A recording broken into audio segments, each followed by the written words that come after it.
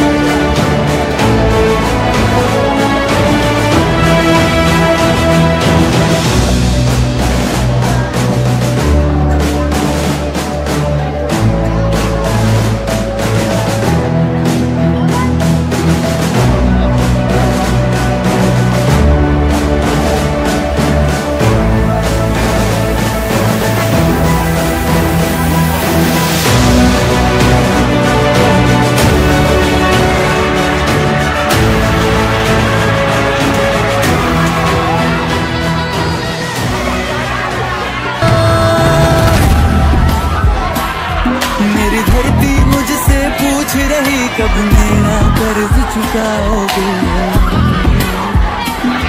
मेरा नंबर मुझसे पूछ रहा कब अपना धर्म निभाओगे? मैंने वचन दिया भारत माँ को, वचन दिया भारत माँ को, तेरा शीश नहीं झुकने दूंगा। सौगंध मुझे इस मिट्टी की, मैं देश नहीं मिटने दूंगा, ये देश नहीं मिटने दूंगा, ये देश नहीं झुकने दूंगा।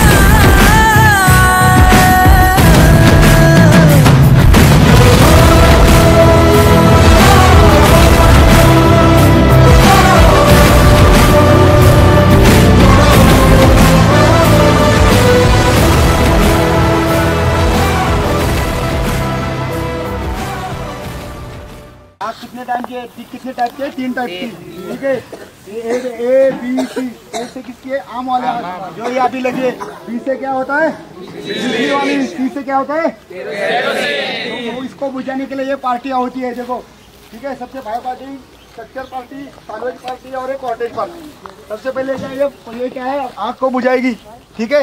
ये आग को बुझाएगी, ये जिसमें जिसके अंदर अगर कुछ हादसा हुआ है, कुछ गिरा है, किसको लगा है, तो ये स्ट्रक्चर पार्टी क्या करेगी, उसको उठा के लेके जाएगी।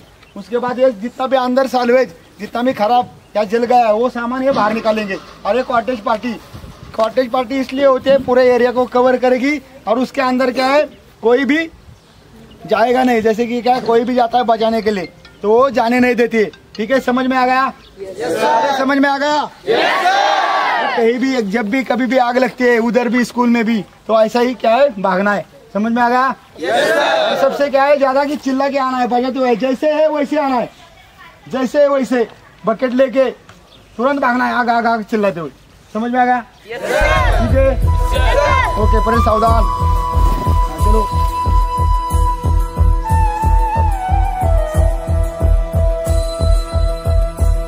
सौगंध मुझे इस मिट्टी की, मैं देश नहीं मिटने दूंगा, ये देश नहीं मिटने दूंगा, ये देश नहीं झुकने दूंगा। सौगंध मुझे इस मिट्टी की, मैं देश नहीं मिटने दूंगा, मैं देश नहीं मिटने दूंगा। मेरी धरती मुझसे पूछ रही, कब मेरा कर्ज चुकाओगे। मेरा अंबर मुझसे पूछ रहा, कब अपना धर्म निभाओगे। मैंने वचन दिया भारत माँ को, वचन दिया भारत माँ को, तेरा शीश नहीं झुकने दूंगा। सौगंध मुझे इस मिट्टी की, मैं देश नहीं मिटने दूंगा, ये देश नहीं मिटने दूंगा, ये देश नहीं झुकने दूंगा।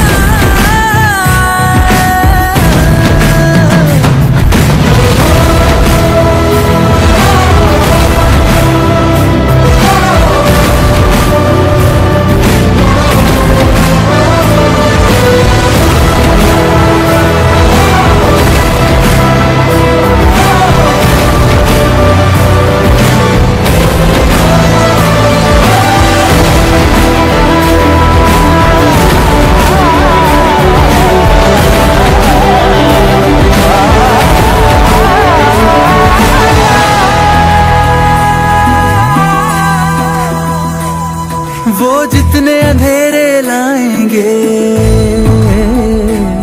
मैं उतने उजाले लाऊंगा। वो जितनी रात बढ़ाएंगे, मैं उतने सूरज उगाऊंगा। इस चल फरेब की आंधी में, चल फरेब की आंधी में, ये दीप नहीं बुझने दूंगा। सौगंध मुझे इस मिट्टी की, मैं देश नहीं मिटने दूंगा, ये देश नहीं मिटने दूंगा, ये देश नहीं झुकने दूंगा। इस मिट्टी की, मैं देश नहीं मिटने दूंगा, ये देश नहीं मिटने दूंगा, ये देश नहीं झुकने दूंगा।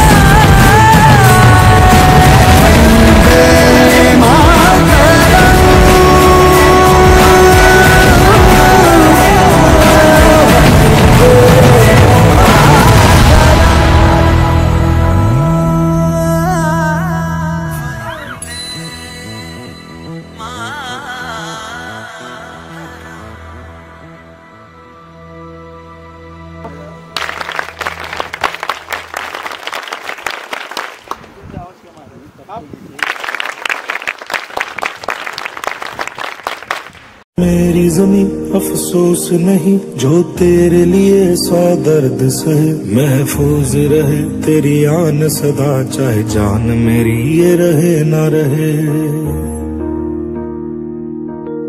मेरी जमीं महबूब मेरी, मेरी नस नस में तेरा इश्क बहे। फीका ना पड़े कभी रंग तेरा, जिस्मों से निकल के खून कहे। This camp is being organized as a basically part of our curriculum for the Sainik school students, and the aim is to make them physically strong and mentally sound. 3 days program basically starts with the setting of the camp to make them aware about the life, what is the military life outside the cantonment, because generally when we live in cantonment we are comfortable and we are provided all the facilities, but when you move out and live in a remote area wherein basically the students have to live in the tents, the toilets are basically temporary, the accommodation is temporary, the food may not be that of the desired quality. But the whole idea is to make them aware what is the military life, how we live in the cantonment, how we live in the camps, and how the situation is tackled during the war, and basically to prepare them for the war. This is a peaceful exercise basically, so that when war takes place, we are all ready for the difficult situations. The various activities includes starting from the morning route march, where we basically test their physical strength and their endurance. The second part is firing, wherein basically you teach them that how to target an enemy. Basically idea is to hit on the bullseye. Bullseye means you have to kill that, because enemy, you cannot be friendly with the enemy, you have to kill him. So the whole idea of the training is to target the basically the bullseye. The students are taught how to basically fire, how to take the aims, and where to hit the target. The other exercises are like we have arranged the lectures on the fire brigade, the firefighting, how to fight the fire. Because fire takes place anywhere, because fire is not a good friend, it's a basically enemy of the public. So how to fight the small fire, how to fight the big fire, there is a lecture arranged on that. Then there is a lecture on the physical health, that is the how to maintain the hygiene, how to keep the cleanliness, how to keep ourselves fit to avoid the various diseases. Other lecture is on the which is the latest cyber crime and deep fake. We have taught the basically students how to come out of these various crimes which are taking place through social media. Then there is a something called night route march. That is basically to make the students the life about the adventure. Night route march is for the adventure purpose, and with that their physical strength is also checked. Then the other activity is cross country. Cross country is generally to check the stamina of the students, so that they can run for the long time, long duration. Because when you go to the military, you may have to climb the hills, may have to walk long distance. So stamina is very important. So for that purpose, the cross country is done. Other thing is ambush patrolling. Ambush patrolling is to basically to know how the hidden enemy is, how to recognize the hidden enemy and how to counter that enemy. So that activity is also taking place here. The other activities are related with discipline, and they are education related also. There are some lectures, and the whole 3 days exercise revolves around basically to make them aware about the military life, how to live in the remote areas, in the tents, and make them physically strong and mentally sound. Thank you very much. अच्छा, आज आपण इथे महाड पोलादपूर मध्ये लोहारी या गावी छत्रपती संभाजीराजे सैनिक school Jamge या सैनिक शाळेचं प्रशिक्षण काम, वार्षिक प्रशिक्षण काम 3 दिवसाचं आपण इथं आयोजित केलेलं आहे. आदरणीय रामदासभाई कदम महाराष्ट्र राज्याचे माजी मंत्री माजी विरोधी पक्ष नेते, शिवसेना नेते यांनी 1995मध्ये छत्रपती संभाजीराजे सैनिक स्कूलची जामगे येथे स्थापना केली. त्यांच्या कल्पनेतून हे सैनिक स्कूल साकारण्यात आलं. ह्या पाठीमागचा उद्देश बाईंचा असा होता की कोकण आणि विशेष करून रत्नागिरी जिल्हा हा सैनिकी लष्करी परंपरेमध्ये सगळ्यात पुढे आहे आणि गोरगरीब विद्यार्थ्यांना लष्करी प्रशिक्षण मिळून ते सैन्यामध्ये देशसेवा करण्यासाठी प्रवृत्त व्हावेत या उद्देशाने शाळेची स्थापना केली. आत्तापर्यंत नौदल, भूदल आणि वायुदलामध्ये अनेक विद्यार्थी आपले सिलेक्ट झालेले आहेत. स्पर्धा परीक्षेमध्ये सुद्धा चांगल्या पद्धतीचे यश संपादन केलेले आहे. दर 2 वर्षाने आपण हा कॅम्प आयोजित करतो.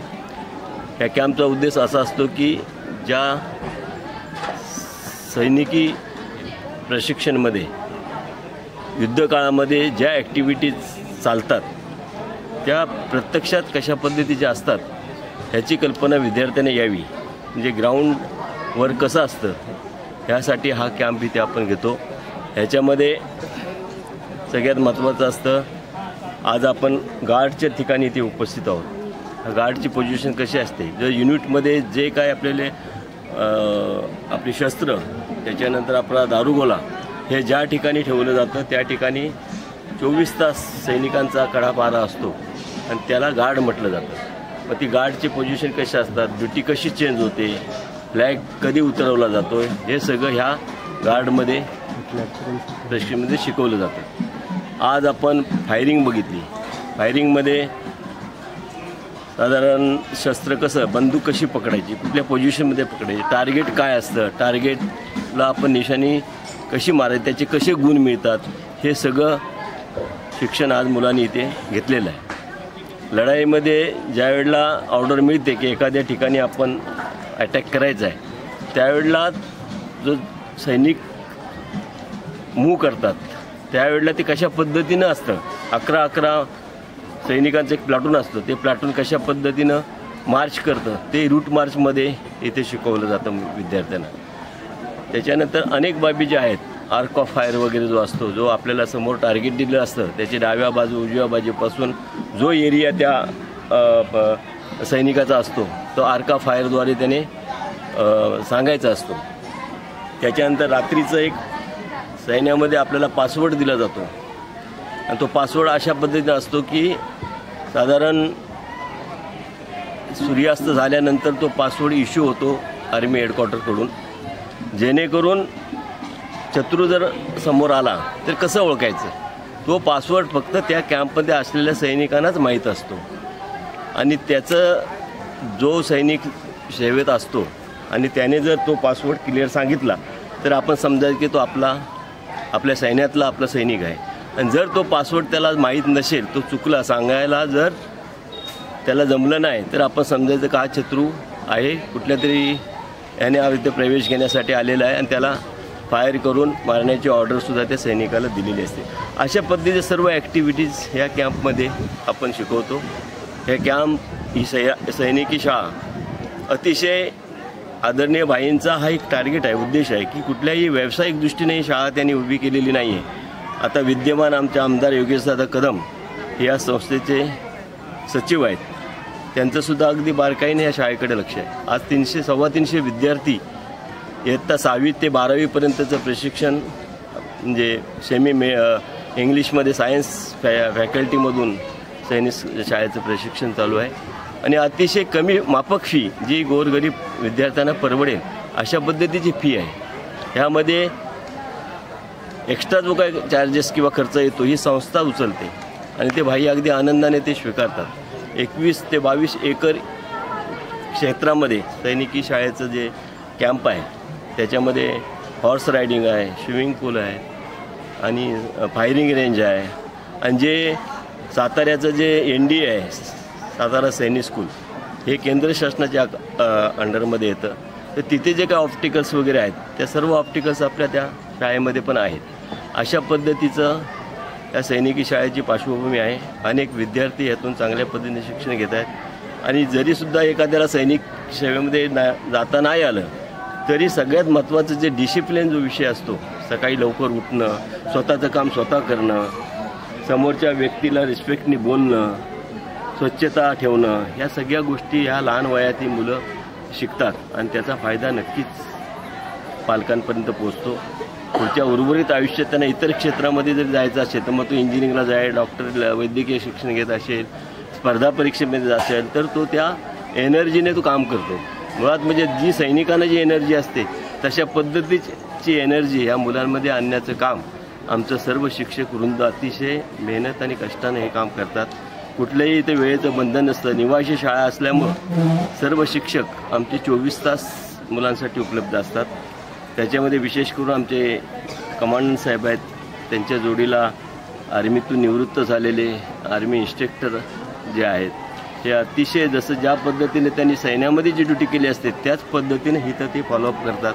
अशा पद्धतीची पार्श्वभूमी आहे आणि ह्या जी अकॅडमी आहे ह्या लोकेशनमध्ये हा प्रशिक्षण आज पार पडतं आहे.